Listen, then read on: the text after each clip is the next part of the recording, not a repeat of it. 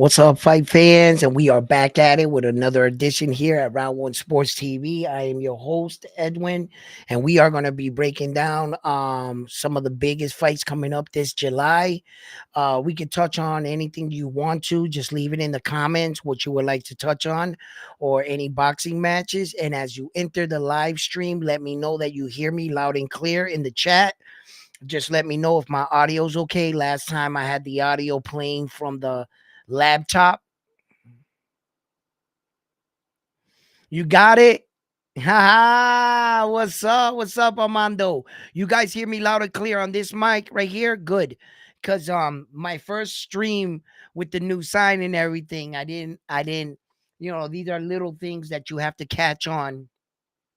And the audio was coming from another source, not my mic, and I was a little discouraged by that, but the show must go on. So sounds good? Yes? All right, good. Thank you guys. Listen, yeah. So I would like to have gotten out to the Shakur Stevenson, but it wasn't coinciding with the Jerron Boots and this one man. And I don't know. I could see what I could still do. We could do the midnight run. Yeah. But I got some big announcements. I don't know if you guys have noticed in the background, Armando, chat family, how you guys doing? Salute to all you guys. But your boy got his press certification. Yes, got it. We got our press ID. Look at that guy. Huh? You guys know him? Yo, he's press. I'm asking the questions around here. What's going on? Who killed JFK? The world wants to know. Yo, where are the aliens? Come on. Yo, listen. I am psyched. I got my press thing, passes, credentials, and everything. Now I got them. So now I can get into these places myself. All right. So your boy is certified. Got it. Got him, coach. I told y'all when I came into the game, if they didn't let me in, I was going to kick down the door. You already know how we doing it at Round One Sports Talk. Yo, listen, let's get it. Yeah. Yeah, that's a good looking guy right there. You know what I'm saying? Hey, you know what I'm saying? I ask the questions around here, okay? Yeah. Yo, thank you guys. Thank you, man. Yo, what's up, frontline? That's what's up, man. Yeah, man. Yeah. You know what I'm saying? Trying to get to that next. Yo, thank you. Thank you. Thank you. So guys, this Shakur Stevenson fight that's coming up right here. Let's talk about this. Let's start at the prelims and let's work our way up on this card. There's a couple good fighters on this card that I really want to see. I don't know about you guys, but Abdullah Mason, I've been saying his name wrong. I've been saying Madison and shit. His name is Mason, Abdullah Mason. I gotta keep remembering. You guys know how I am, but I got, you gotta, if you're gonna be in this line of work, you gotta get these men's and these gentlemen's names right. So Abdullah Mason is fighting on the card, and this is gonna be a big test for him. So here's another an opportunity for the young man to showcase his skills on a world stage. There's he's fighting on a big card. Top Rank is bringing out all their young guns. Keyshawn Davis is also on the card. His opponent is I would say is he has a lengthy boxing career already. He has experience on his side, just like his last opponent, though. You know, so I think that Keyshawn Davis, uh, he's really good. He had a couple bumps in the road due to the testing positive for marijuana. You could frown on that, or you don't. See, these are situations in the young men's careers where that if you let them get away with this, where does that lead? Where is that showing your dedication and the professionalism that you hold as a professional to your sport. I understand it's not a real performance enhancement drug, but they did suspend him for having weed in his system. And he didn't miss up one fight, he messed up two. He got taken off a card on another fight. Now, this is all money that the young man left on the table, because had he not tested positive for weed, he would at least made the money and the win on that night. So that's taken away from yourself, your career, and your legacy. So Keyshawn Davis looks like he has a little, a little focus. I saw him entering the airport with his little dog and shit. His little dog was cool, and he's traveling, and his little companion. And having a pet does something to a person. It teaches you responsibility and taking care of someone else. And when you start to take care of someone else or something else, it teaches you to take care of yourself in a way, you know. So Keyshawn, he has a lot of growing to do in the sport, but I do want to see him on that card. I really do. We also have the return of Foster. He's going to be fighting, making a defense. So I like Foster in many different ways.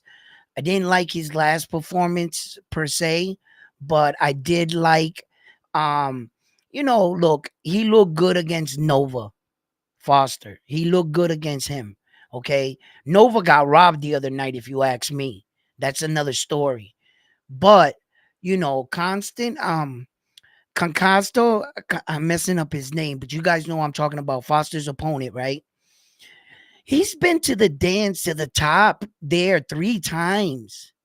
And he never, he's like that guy that's good, but he's just not world championship good.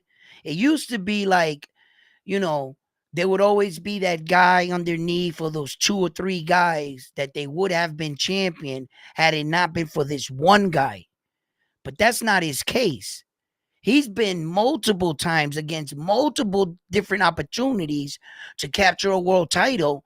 He just wasn't able to do it.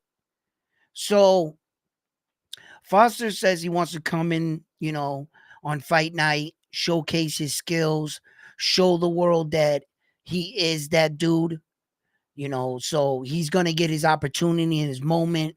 His opponent, you got to respect him. You know, um, there comes a times in a fighter's life where they've been to the dance more than once, and those opportunities, the lights got too bright for them, or the moment maybe got too big. They said to themselves, if I get to do it again, you know, and maybe and throughout 3 of those fights, maybe he actually got his ass whooped in one of them or something. And the other 2, maybe he let the event get to him.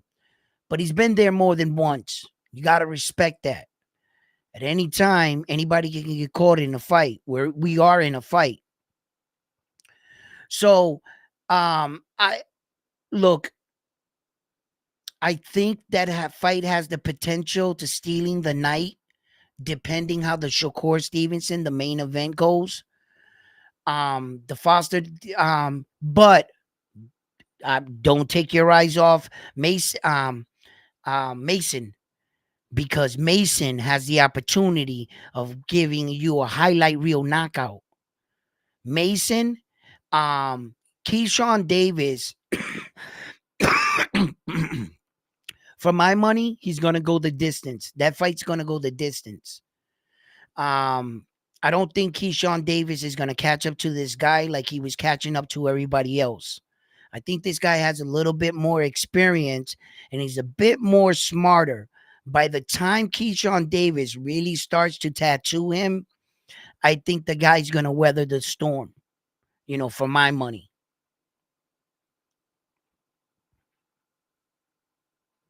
So, you know, and then we have the main event. Okay. What do I think about this main event? Shakur Stevenson fighting in North New Jersey, his hometown. Andamanian, he suffered a loss to Frank the Ghost Martin, in which, in fact, That's the fight that they said that Frank the Ghost Martin looked the worst in. That leading into the Tank Davis fight, Frank was saying, "Oh, I want them to sleep on me and try to judge me on my last performance. That I'm gonna show the world that I'm on this level, right?" And that goes to show that that Armenian dude was doing shit in the ring to Frank the Ghost Martin. He wasn't just going in there having it like doing whatever he wanted. This guy, Armenian, right? What I noticed, he's quick on the trigger from here to here. So when Frank was trying to give like that one step or that jab, he was meeting him with his jab. When he was meeting him, he was hitting on Frank the Ghost Martin, and he was keeping him still. He was keeping him honest. Frank wasn't able to do a lot of and it speaks to the intelligence of the Armenian dude. The problem is that he's not as athletic enough. He's not he can't move in and out of trouble fast enough to get away from Shakur Stevenson's speed. Shakur Stevenson has enough speed to hit him with a 3-4 piece combination, whether they land or not. He can hit him with that many punches, get in and out. That by as the rounds go on, the Armenian dude with this much notice is not going to be prepared to fight a fighter such as Shakur Stevenson. So the night is set for Shakur Stevenson to put on a, a great performance, right? Now let's talk about this. Let's say Shakur Stevenson goes out there and he puts on one of the best performances he's put on in quite some time. And I mean, he goes out there and like knocks this guy out, right? Is he going to get the credit? Is he going to get the credit that he's looking for beating a guy like this? You think that he can put on the kind of performance that can make the world forget about his last performance, really put him in the conversation for fighting Tank Davis, right? Or one of the other champions, at least, and his stock would go up? Would they give him the credit for dominating him on short notice? And if he goes the 12-round distance like Tio just did, now remember, each fighter got to witness the last next superstar perform throughout this year, meaning they all had their turns. The Tank Davises, the Devin Haney's, the Ryan Garcias, the Teofimo Lopez, they all, the Subriez, all of them, they all went. And after every one of their fights, quickly, who do they ask? Their fellow peers, their fellow boxers. They go on and they ask them, "Hey, champ or boxer, contend, whoever, what'd you think about this guy's performance?" Isn't that what they always do? And everyone has something to say. The Russells, everyone has something to say, and they answer, right? Okay. So now, Shakur Stevenson, the night is yours. Soon you will enter the ring against Armentinian, and let's see if it's truly based on your performance. Can he go out there and win the fans back? This is boxing. You give the fans what they want, blood, and they'll love you.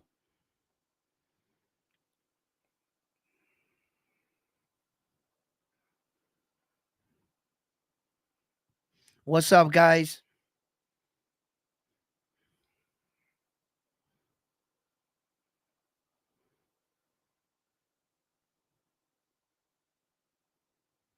Thank you. Thank you.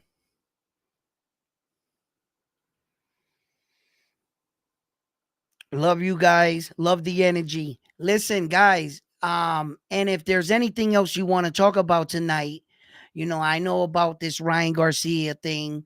I'm staying away from it a little bit. I believe that the young man, obviously, what we're witnessing is a young man that the world is, the pressure is just too much. And sometimes you can get in a situation where you may think that you're bigger than the situation and you could just say anything you want. Obviously, he's has history of mental illness, and if you ask me, you want a mentally ill person to be held responsible for their actions. You know what I mean? So that's a slippery slope. So I really don't, you know what I mean? I haven't addressed that like that. But I also want to talk about, perhaps in another video will be the Jerron Boots Ennis card. Um, and I was on social media today and I was checking out some interviews of Junto Nakatoni, the Japanese champion, and he called out Naoya Inoue's kid brother, the other Inoue, Takoni, right? Takuna. I gotta these names are tough, right? So I try my best. So Junto said that he wants to fight a unification fight with Naoya Inoue's kid brother. They're in the same weight division, but that they did ask him, will you fight in America? Because he's on his way to go fight in Japan, but he's training in, I believe it's Los Angeles right now. He's training. That coach down there that he trains with doesn't hit mitts at all. He just does a lot of sparring.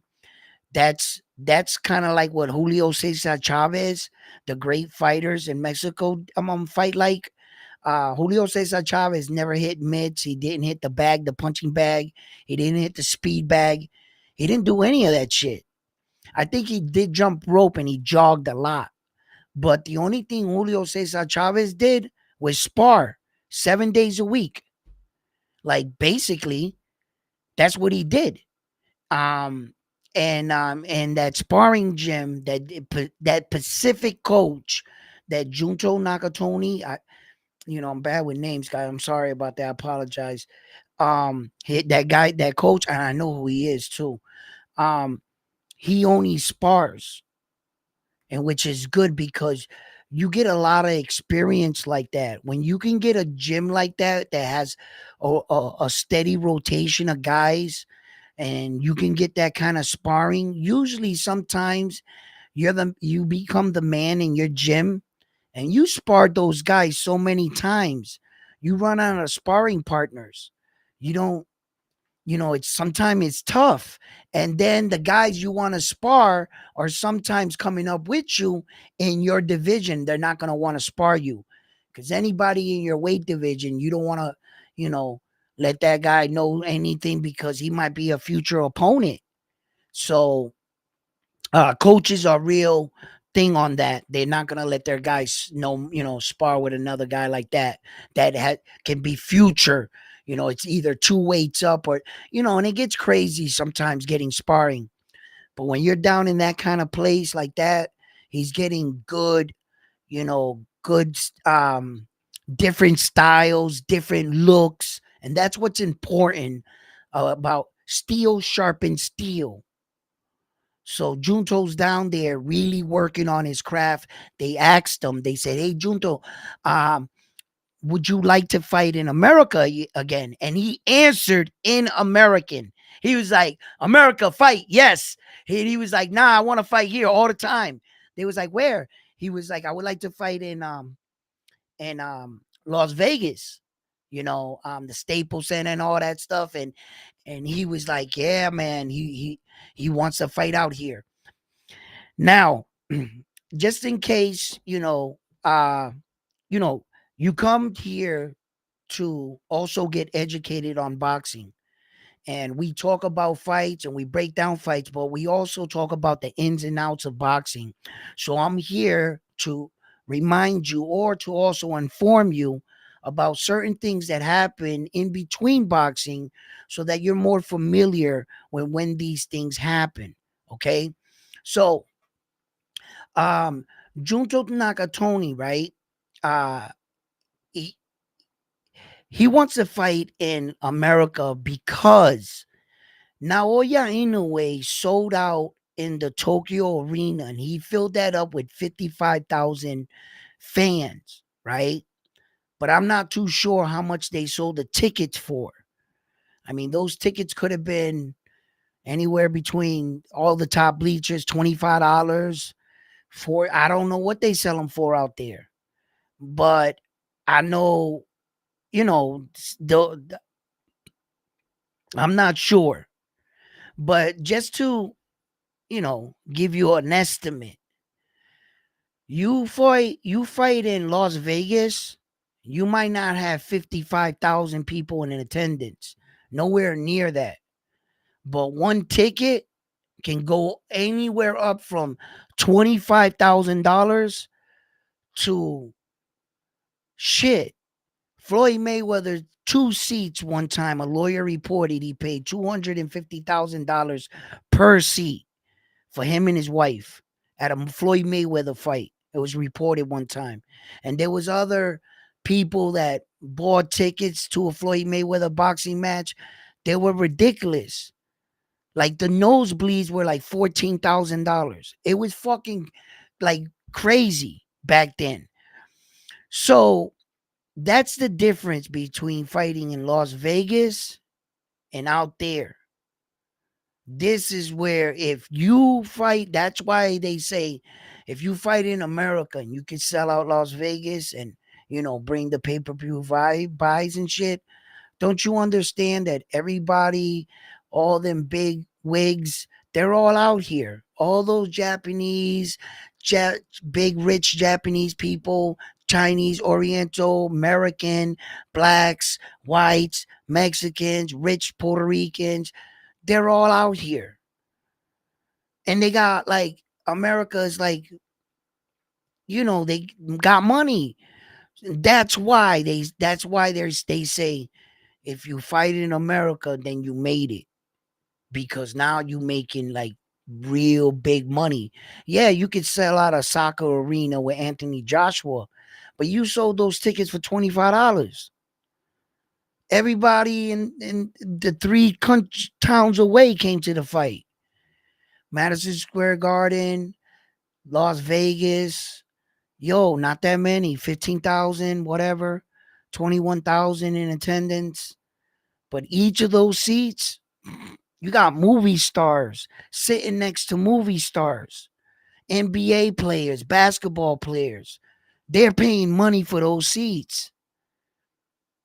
That's why them guys want to, and that's why you want to, if you can do that and the people come out to see you, then you're a big star. Now you're making that kind of money.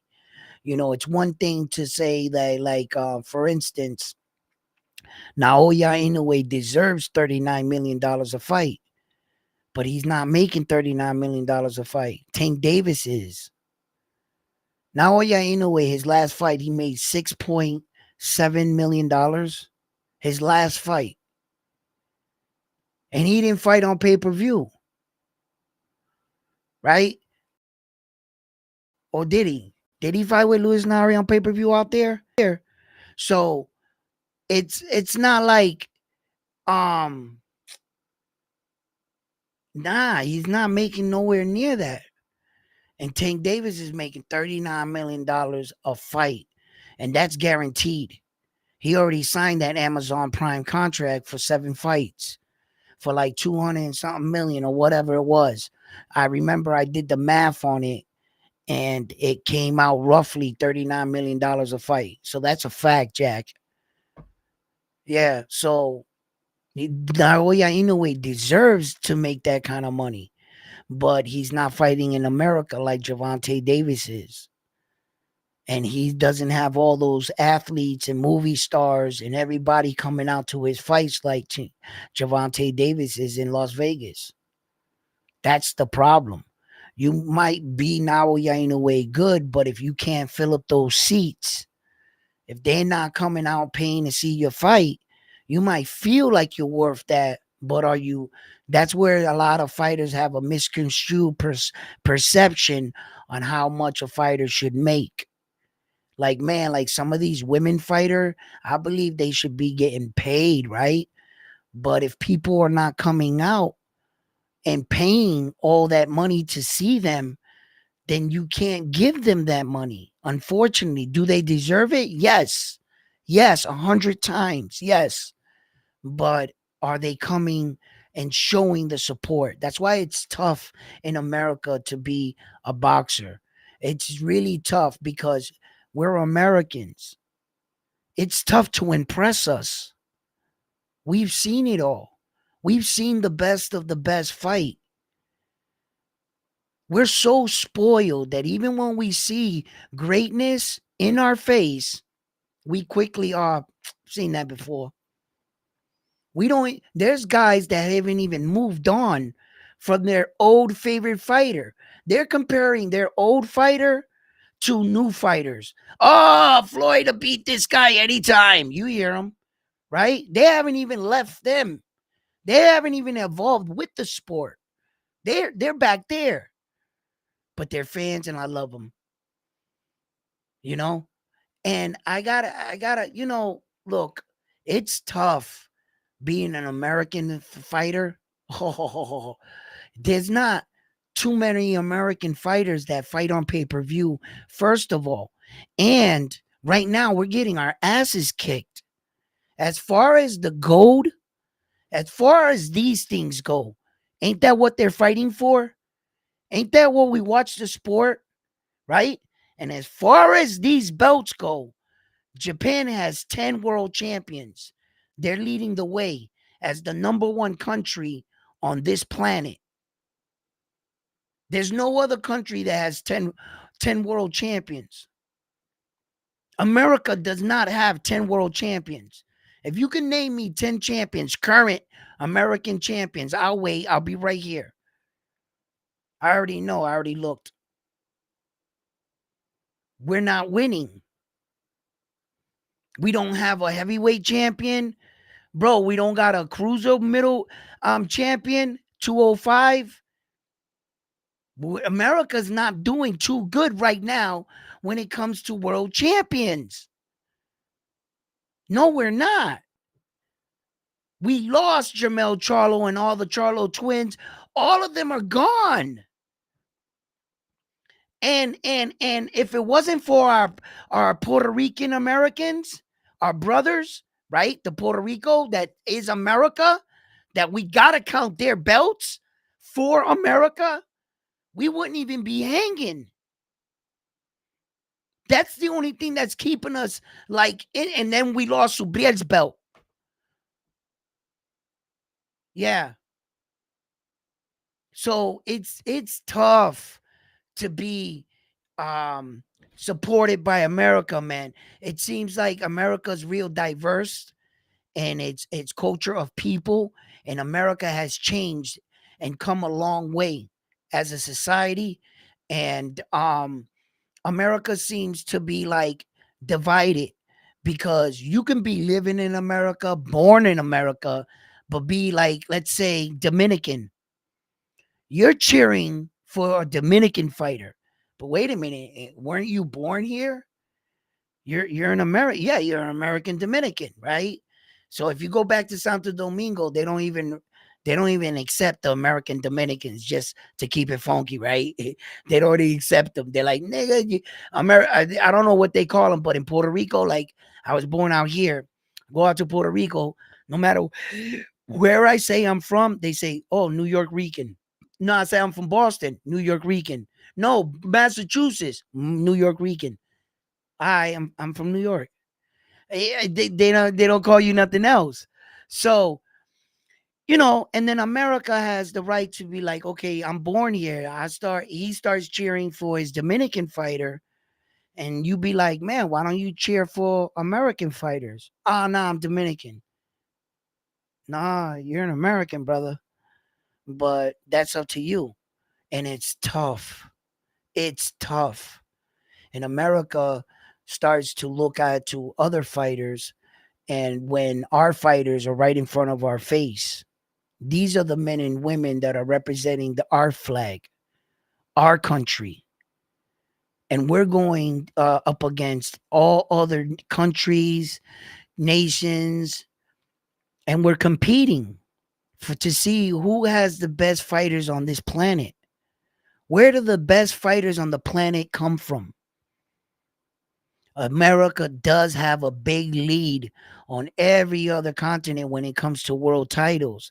But at some point, we're going to have to draw a line in the sand when it feels like everybody else is really catching up. And from there, we need to start making a measuring stick, because I don't think it would be fair to try to tell everybody else to catch up to America when they have 436 world championships. Like the next one available country, I think got like 100 titles. It would take them like 30, 40 years of a fucking crazy run, just one place. They would need like 300 more belts just to get in the room with us. So at some point, we got to draw a line in the sand. We really do. And we got to say from this time is the era when we felt that all countries were up to par. Now it was up to you to start passing down through generations in your country. Now, if a dip falls, just like it fell in America, to fall anywhere else, that'll be on you. But we should start count. We it's not like forget about all those belts. Hell no. We ain't forget about shit. The truth is the truth, right? But we could start a new counting point. It's kind of like the NBA right now. They kind of got like two championships, right? Right? They got like that middle championship and then the real championship, right? We'll keep what's real, and we'll just start a new a new bar, something like that. What do you guys think about that?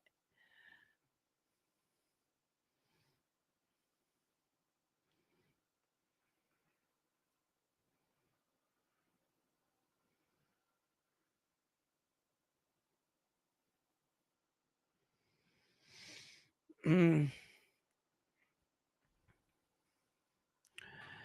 you know, you got Shakur. You got Shakur by ninth round late, front line. Armando, you got Shakur. You think Shakur Stevenson's going to sit in the pocket more? That was one of the questions I was going to ask too, as well, and to see if he'll, because of all the criticism that he got. The thing is like I said, the night is set up for Shakur Stevenson to do exactly that, and that's what I mean. And if he doesn't do it, he's gonna get a lot of shit. And if he does do it, is he gonna get the credit? Is he gonna get the credit that a win like this should have brought, or should have had brought, had it been a better opponent? You know, I don't know. Only time will tell. It has to be up to Shakur Stevenson how aggressive he wants to be in this fight. I mean, the excuse was he's the one arm bandit, right? That his arm was fucked up in the Edwin De Los Santos fight, and he fought the whole night with one hand, and that's why he had to get on his bike and run, and that's what basically Shakur Stevenson said. Am I saying anything wrong here?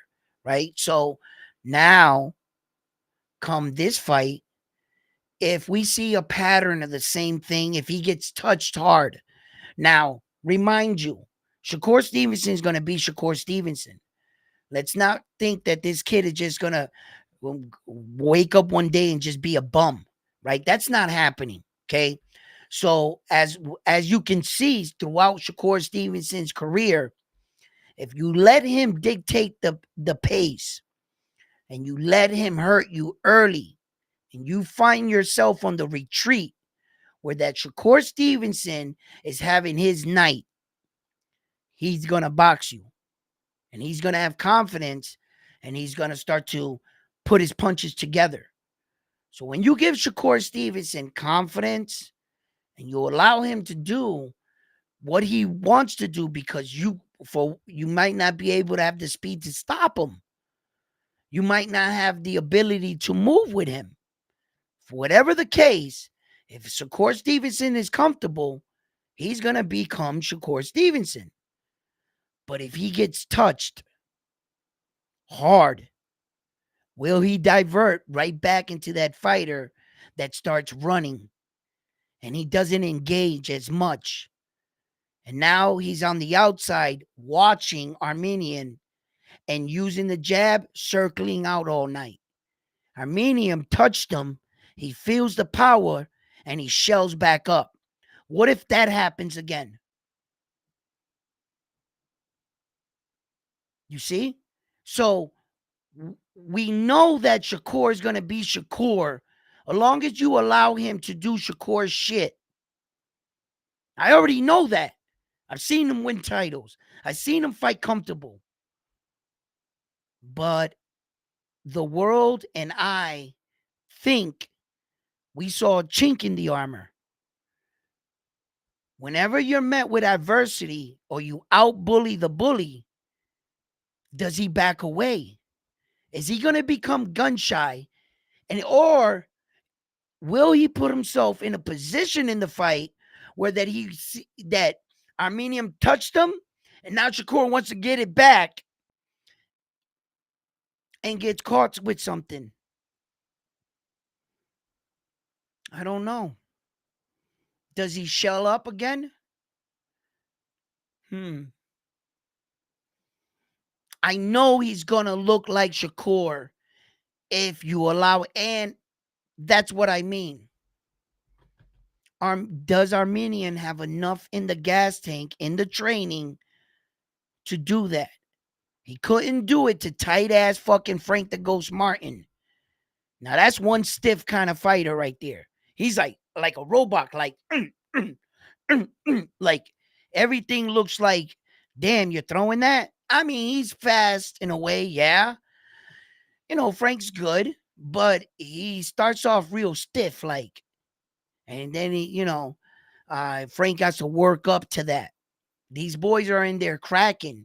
When you got some of the best fighters in the world that have trained for years how to turn a punch, snap, trust me when I tell you, all those punches hurt. The fucking jab hurts, bro, right? You kind of get to a certain point in the fight where that after a while, after like the first 2, 3, 4 punches or whatever, you kind of don't feel them as much unless they like real hard and they buzz you and shit, right? But the you kind of fall in it. For me anyway, I always felt good going into my boxing matches, but it was that one punch that really woke me up. The dude would hit me, boom. I'm like, let's get, that's how you feel? Okay. You should have said something. Like, you know what I mean? Like, it like turned me on. I don't know. I was that kind of fighter. Pause, no Diddy. Turn me, that shit sound funny, right? No, but it brought the fighter, you know what I'm saying, to, and I came alive, and then after a while, they were kind of like, you would feel them, but they would like pap, pap. But yeah, when you're tired too, and you start to like, you're fighting, your energy level bar goes low, and your technique starts to fall little by little.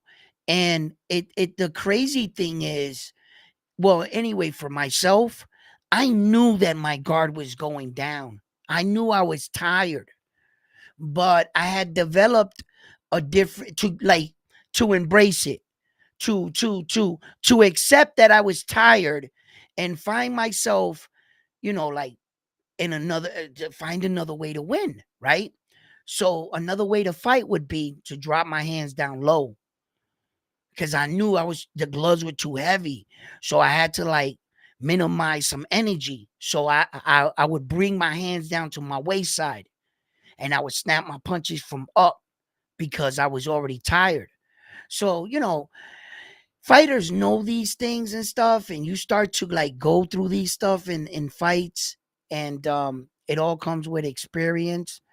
I got my eye on some of these fighters up and coming right now. Uh I think that Keyshawn Davis has a tough fight in front of him. I think he has a really tough fight. I don't think I don't care who you put in front of Abdullah. I'm a Mason. I really don't care right now at that right at the level that he's at. I think he's like he's the one. Um, I think he's gonna rise up out of all the top prospects in his weight division coming up. I think he's gonna be one of the first ones to compete for a world title. I really do. I think that it's just a matter of time. He's gonna showcase his skills on fight night, and I can't wait to see it. I'm gonna be definitely tuning in for his fight. And like I said, there's just a lot of good fights. Top Rank is really bringing out the young guns to this fight. And then you also got the Vargas kid. You got the Vargas and Ryan Garcia's kid brother. I'm a little concerned about that fight. Ryan Garcia's kid brother. Am I mistaken here? Did he come in a 138 pounds? And the Vargas kid came in 134. So did Ryan Garcia's kid brother just miss weight? Did he do Ryan Garcia on the Vargases? So he Garcia the Varg like I gotta go check onto that to see what was that fight scheduled at. What the fuck happened there? But obviously, one of these fighters are 4 pounds away from what weight division are they fighting in? I don't know. Maybe I caught that wrong. Somebody help me out with this, right? So so yeah.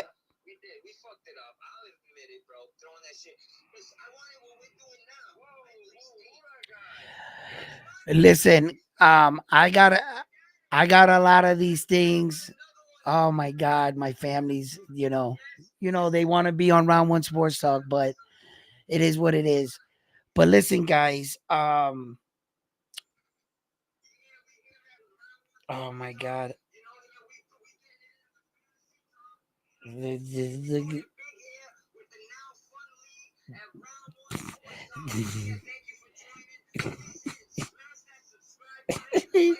He's great. Rob, I have to go. I have to go, my brother. I love you guys. I love you guys. Peace. I love you guys. I gotta go. Anyway, my family's crazy. But where were we? So I don't know where that Ryan Garcia weight it was or what the fuck is going on with that fight. But look, once again, these are just young guys coming up. The Garcia uh being the fact that what his brother's going through right now and has been going through, that the world was watching you at a professional level to see how you come in and fare against your fight. All the claims and all the shit talking back and forth between those two gentlemen. Um, I was expecting, like, look, I I I'm not saying anything bad against any of the Vargas little clan there, right? But Emilio the El General, for me, I like him the best. I like his style. I like his dedication to the sport. Other than that, the other two Vargas sons, the junior, he's decent. He's decent. He just really doesn't have he's not as polished just yet. I'm not questioning his level of dedication to the sport. I really don't know that young man. I don't. I'm not gonna read a book by its cover or just see him with tattoos or chains and think that he's not dedicated.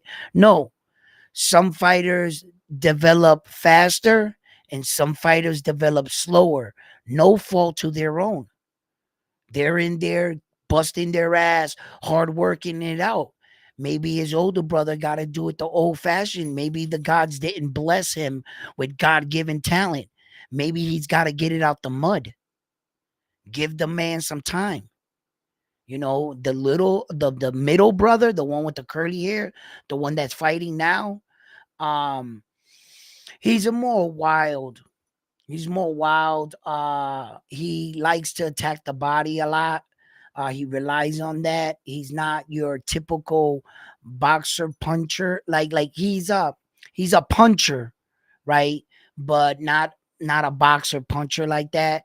He's not even like a counter puncher at all. He just brute force going forward, throwing punches, hard punches, trying to change up the levels on his punches. But his hardest punch is a body shot. That's where he's that kind of fighter. He doesn't really have a lot of power upstairs, not at all. His power shots are his body shots. So, both of these fighters right now, they're young and they're coming up in their career. So I expected more from the Garcia clan, seeing that there was going to be a lot of eyes on his kid brother, seeing that there was a lot of things going on with older bro. So uh, let's see. Both families got a lot to ride on here. The Vargases, the junior there, some people feel that, but that's just opinions. The truth is that they're undefeated. These guys are all undefeated. Whether or not you feel like one lost the fight or one it was a close one or whatever, my assessment on all of them, I like El Minian. I like El General. I like his style of fighting. I like his poise as a young fighter. He's a very young fighter. I like his activity most of all. Above all, I love his activity. I like that he's staying active. He's staying a student to the game. Yeah, though there has been um people in boxing trying to lure him into a lot of back and forth, he's still growing as a fighter. So I like to see that from these young men. Can they keep it together? That's the key. That's the key to everything in life. Sustaining it. You can do anything once in life, but can you keep doing it? That's the key to everything. With all these outside noises nowadays, the women, the bling, the money, it's hard for some of these young men to keep it all focused and stay the course. And when you're like, all the Vargas kids, those are American fighters. They're here and they're like, yo, look at us. Look at we're coming up. The Madisons and the Keyshawn Davises, they're like, yo, we're here. And it's up to these young men and women to capitalize in the moment, market themselves. Don't take time off from the sport. That hurts you. That hurts your career. When we're out of sight, out of mind, boxing fans are antsy. We'll move on to the next guy quick, quick. So you got to stay active.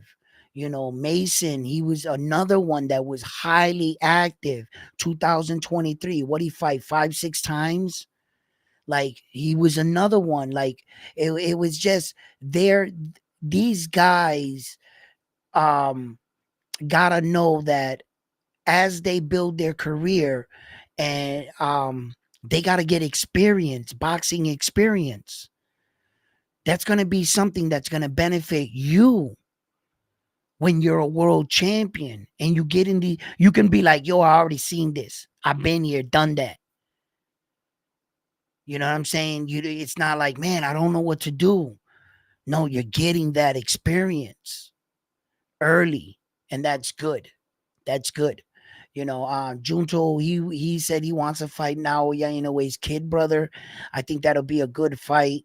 I just don't think Naoya kid brother could keep Junto off of him all night.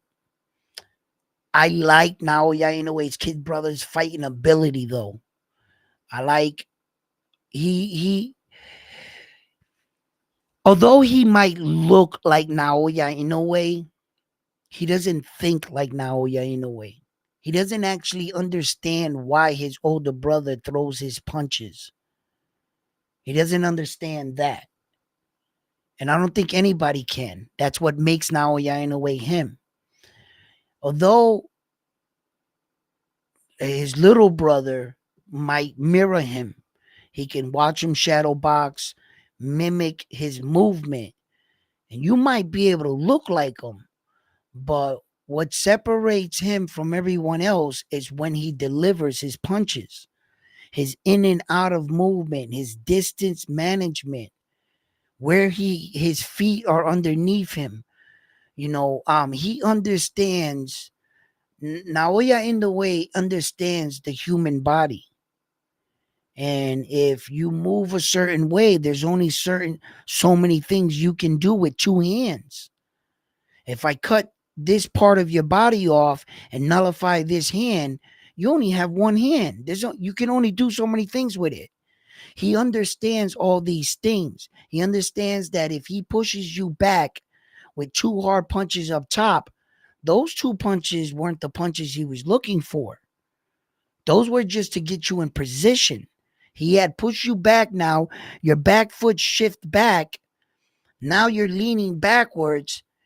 If I hit to the body and come over, you're going to try to duck underneath, uppercut. He's thinking moves ahead of you. And Naoya Inoue understands all those things that his kid brother hasn't figured those things out. He might look like him, right? But he's just not using it in the way that his older brother's using it. Like, for instance, you can't just stand in front of Naoya Inoue. There has never been a boxer. If you stand in front of him for more than 10 seconds, and I mean 10 seconds, if you don't do anything, he's going to help you out with that. That's a fact, Jack. He's coming in, testing, changing levels, everything. He's popping you on the side of the head if you lean in. He's teaching you boxing lessons while boxing you. He's testing the intelligence of you. He shuffles, you shuffle back. He has an answer for that. You move this way to the right. He has an answer for that. He's like that. Naoya Inoue, the biggest question mark I have left, I just still have that one left. And they were like, I started with like 4.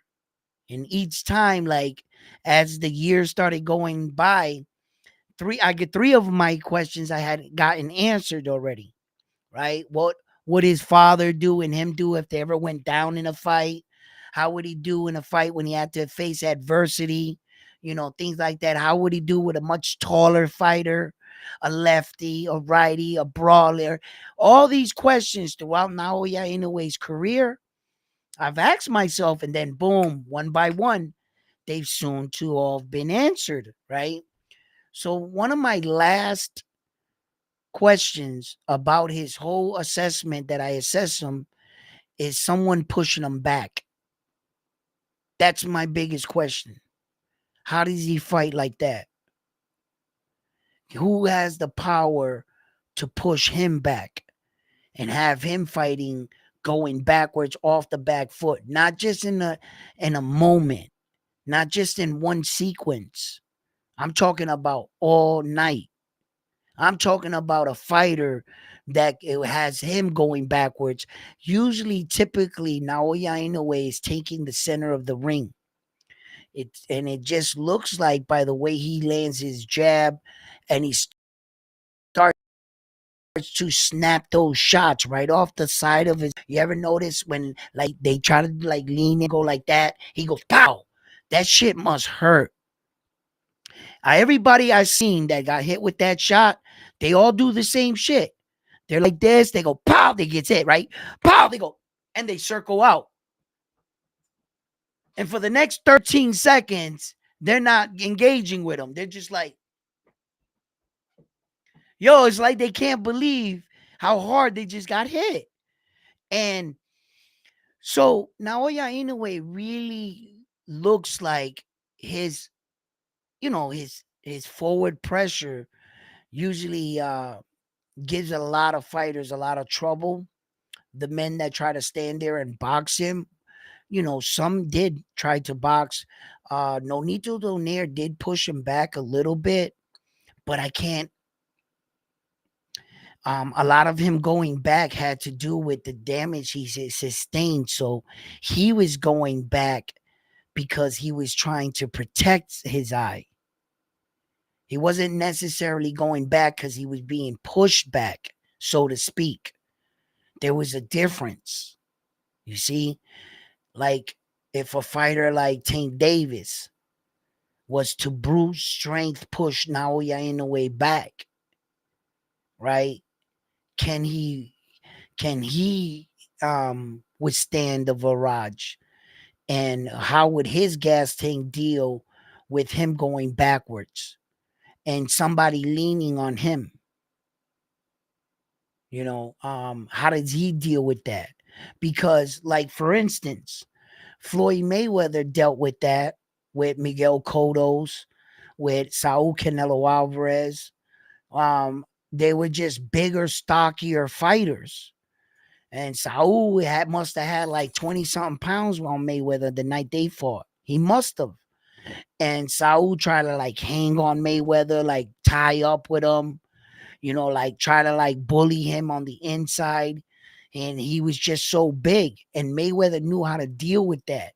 Mayweather cuffed him underneath, circled him out, pushed off, wouldn't let him grab him, hit him to the body, slowed him down, fucking peppered him up top, circled out, used his feet, cut in, bang, bang, bang, bang, pieced him up, in and out, made him miss, made him pay, taught him a boxing lesson. And Mayweather knew how to deal with that. When these guys, they truly tried to push Mayweather back and take his punch. Many big Miguel Cotto did the same thing. Oscar De La Hoya tried to do the same thing. All these big dudes, they were way bigger than Mayweather, way bigger than him, bro. And back then, when they really was cheating, there's no telling from reality how much bigger those guys were than Mayweather.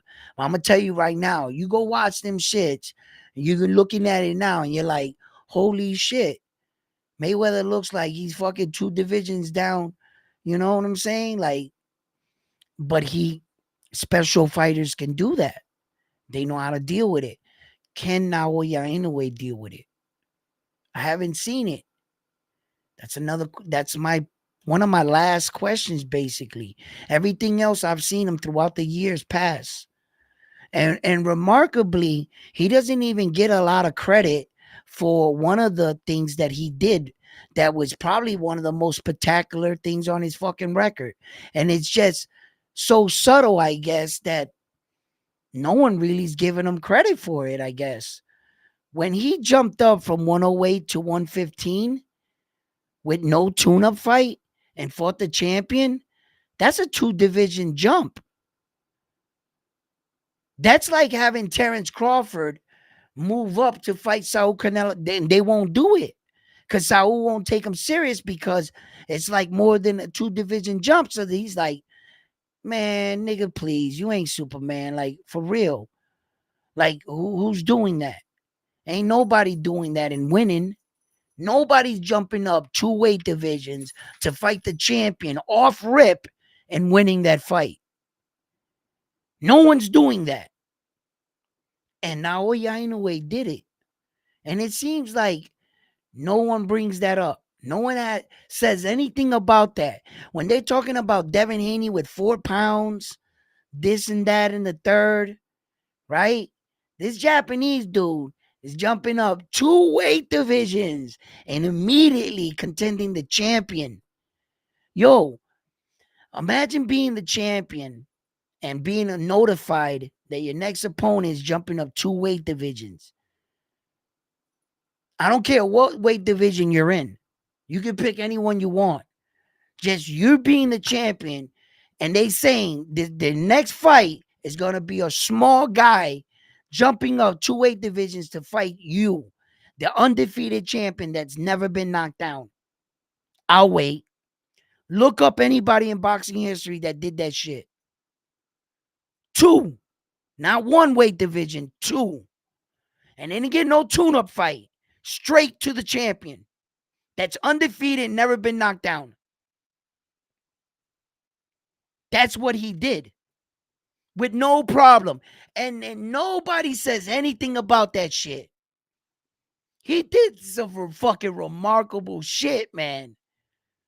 He really did, man. I'm just like in awe sometimes. I'm looking at the dude. I'm just like, bro, you're really doing fucking PlayStation shit. Like if I built it a character or something and I was just, oh, I'm going to jump up 2 weight division and challenge it. You can do that. Your guy never gets tired. You know, you didn't have to train for that. You just press start. Let's get it. You know what I'm saying? He's doing video game shit. And nobody says anything about it. It's like they say it, they talk about it, they go right over it. And they don't mention it. Like I'm just like, huh? What did he do? That's fucking impressive, bro. That's some fucking that's some not top level. That's any boxer. And if Keyshawn Davis did that, if Abdullah Madison did that, if Shakur Stevenson did that, these guys don't want to jump up 1 weight division to do it. Never mind 2. And that's what I mean, man. He's doing some real shit, man.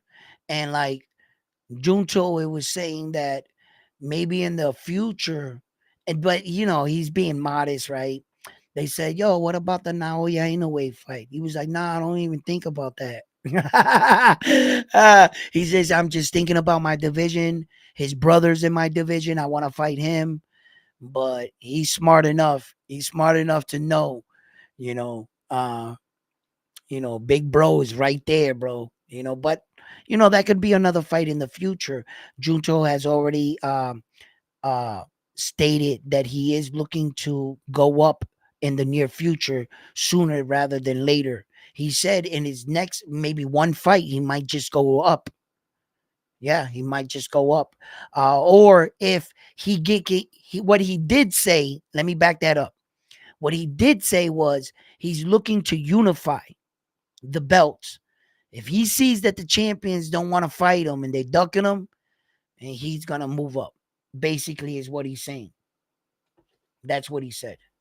So, and then a lot of people came up with that. What about Bam Bam Rodriguez against Junto?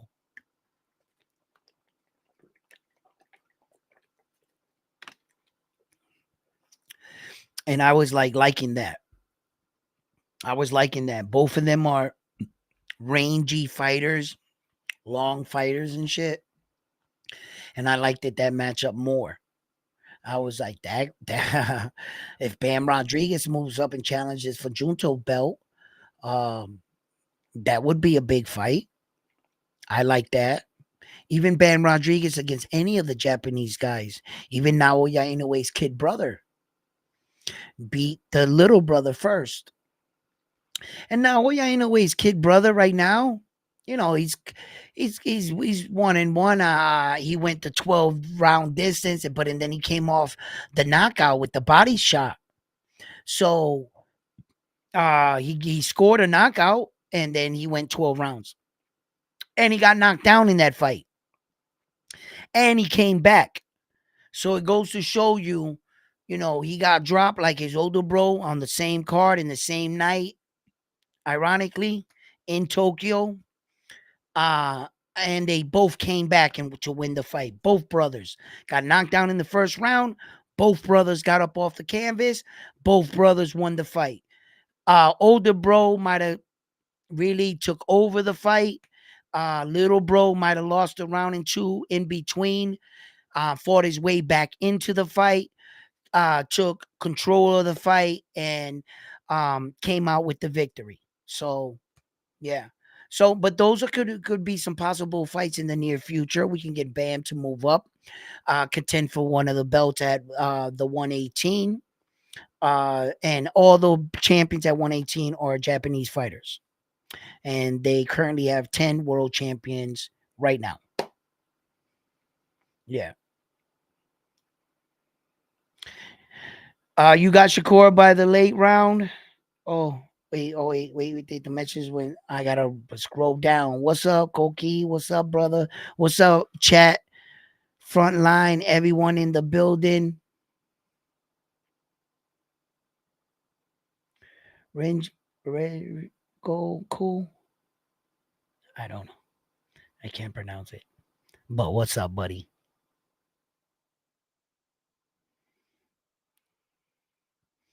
I'm just a Pokemon. What's up, Carlos? How you doing in the building? There he is. Bam Bam Boogie. How you doing, brother? What's up? Can we get those likes up, guys? Can we smash the like button for me, man? Can we get those guys, those lights? Hey, Bam. Did you get to see the light, Bam? You like it? What's up, man? Why you guys like the sign? It's tight, right? We good for the roast? Yo, Bam, what's good? Yo, listen. The title of Notre Dame will be in the building on fight night, and we will go over the fights. I suggest all of you to tune in, put in your predictions on who you believe, what, where, and when. But you have to be specific. These are the ground rules. You have to call the round and the fighter. And if you call it for a 12-round decision, you have to say unanimous decision or split decision.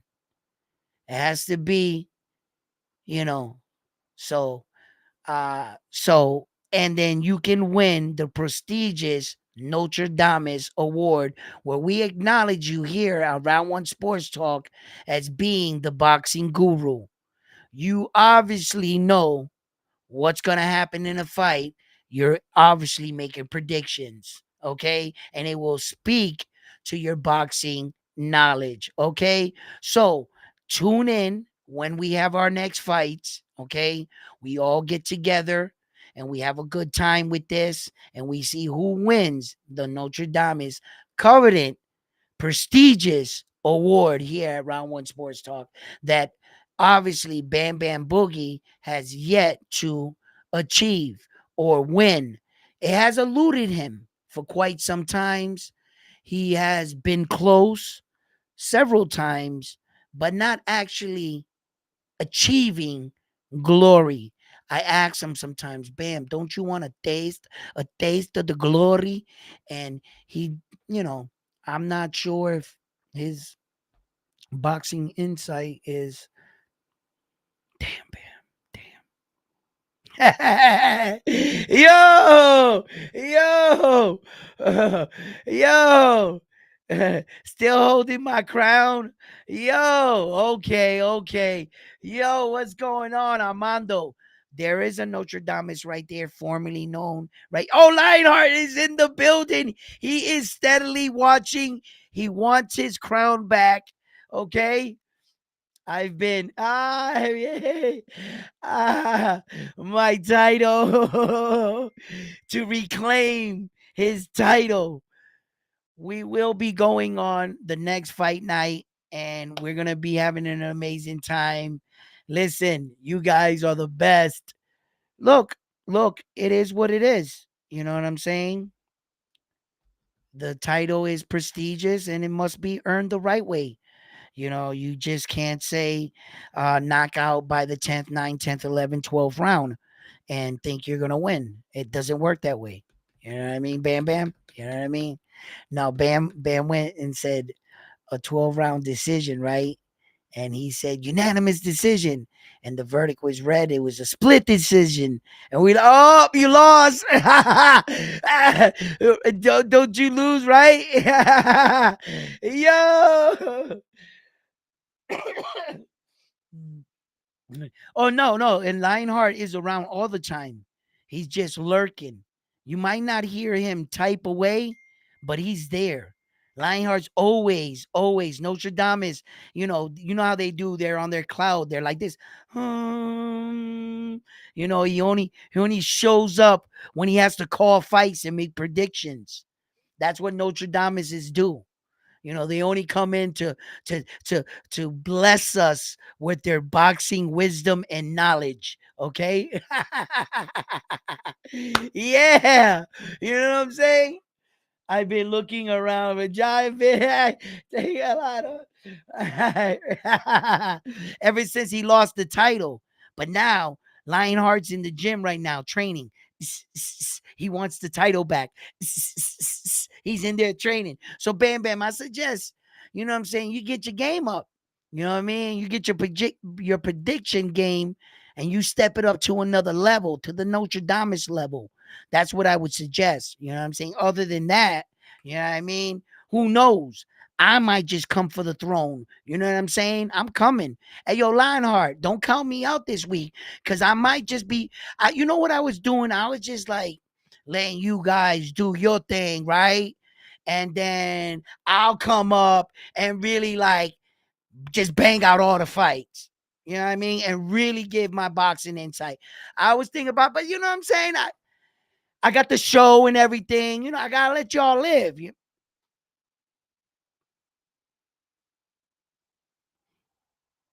If y'all believe that,